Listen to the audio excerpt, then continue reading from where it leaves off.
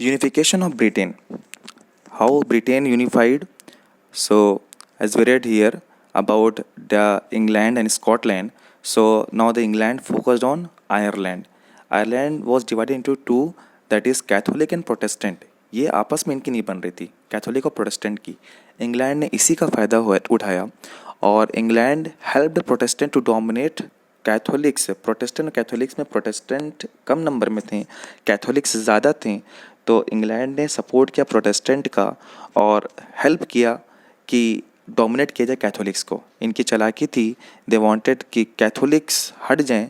Protestant वैसे भी कम number में हैं, अगर हम कैथोलिक्स को हटा देंगे तो प्रोटेस्टेंट हमसे कम नंबर है, प्रोटेस्टेंट को भी हटा के या इनको हम एक्ट ऑफ यूनियन के अंडर वापस ला के किसके अंडर ले आएंगे, इसको ब्रिटेन में. So Catholics were brutally suppress the protestant lost movement. देखिए चालाकी क्या हो गया, कैथोलिक्स ब्रूटली सप्रेस किए गए, प्रोटेस्टेंट को पहले ही हटा दिया गया था.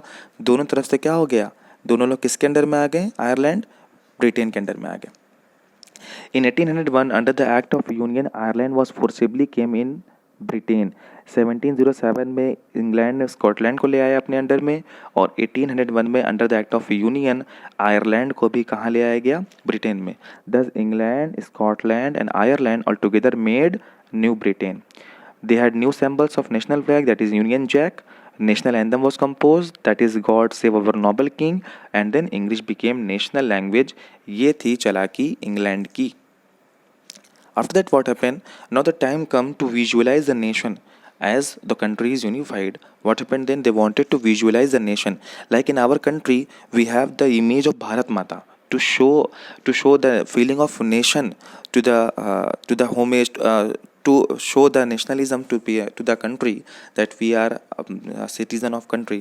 Same way to visualize the nation, what happened there, people wanted to visualize the nation in the form of these allegories. Allegories means we must say the personification, adding, what is personification, adding human characteristics to the something that is non-human. In 18th and 19th century, female figure became an allegory of nation. Example, liberty. Liberty means red cap or broken chain. These were the sign of liberty. Justice, like in our India, blindfolded woman carrying a pair of weighing scales. जैसे कि आपने देखा होगा कि court roads में जजेस के पीछे जो लगे होते हैं, एक वीमेन कैरी करती है वेल को, तराजू जो लिए रहती है. तो ये सब क्या है, ये था एलिगोरी. फ्रांस के एलिगोरी का नाम था मैरियानी और जर्मनी के एलिगोरी का नाम था जर्मनी. आप देखिए ये फ्रांस की और ये जर्मनी की है, ये दोनों क्या है, ये दोनों एलिगोरीज हैं इसकी. Then we started with the nationalism and imperialism. Nationalism और इंपीरियलिज्म में फ़र्क बस इतना है कि नेशनलिज्म जब ज़्यादा हो जाता है तो वो किस में ले आता है, कन्वर्ट, इंपीरियलिज्म में. Nationalism started so much so that to show superiority of one nation people were ready for war. Balkan एक ऐसी जगह है जहाँ जिसकी वजह से वर्ल्ड वॉर फर्स्ट क्रिएट हुआ. Balkan state geographical area of modern day Romania, Bulgaria, Albania, Greece, Macedonia, Croatia etcetera. ये सारी चीज़ों से घिरे हुए जगह को हम बोलते हैं Balkan state. Inhabitant of Balkan were known as slaves. वहाँ के रहने वालों को क्या बोलते हैं, slaves. It was under the rule of Ottoman Empire. Ottoman Empire lost its controls over Balkans. जब ये अपना पावर, अपना कंट्रोल खो देते हैं तब इन कंट्रीज़ को मौका मिलता है कि इस पर रूल किया जाए. किस कंट्री को, England, Russia, Austro Hungary and Germany wanted to capture और extend their regions to Balkans. ये सब कंट्रीज चाहते थे कि हम बल्कान को कैप्चर करके अपना एरियाज़ बढ़ा दें. इसी चारों की लड़ाई में क्या हो गया, it caused first world war. Nationalism aligned with imperialism let Europe to disaster. जब नेशनलिज्म ज़्यादा हो गया, लोगों के अंदर इतना ज़्यादा नेशनलिज्म आ गया कि वो अपनी कंट्रीज़ को बढ़ाने के लिए वॉर पर भी उतर आए, तब क्या हो गया, यूरोप में एक तरह का फिर से डिजास्टर क्रिएट हो गया.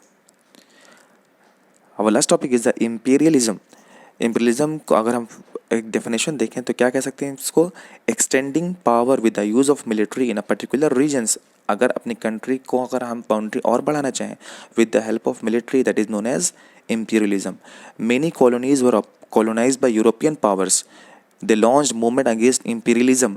जो वहाँ के रिवॉल्यूशनरी थे, जो वहाँ के रहने वाले लोग थे इन कंट्रीज़ के, यूरोप के, उन लोगों ने क्या किया, इसके अगेंस्ट एक तरह का मूवमेंट स्टार्ट किया कि इस चीज़ को रोको.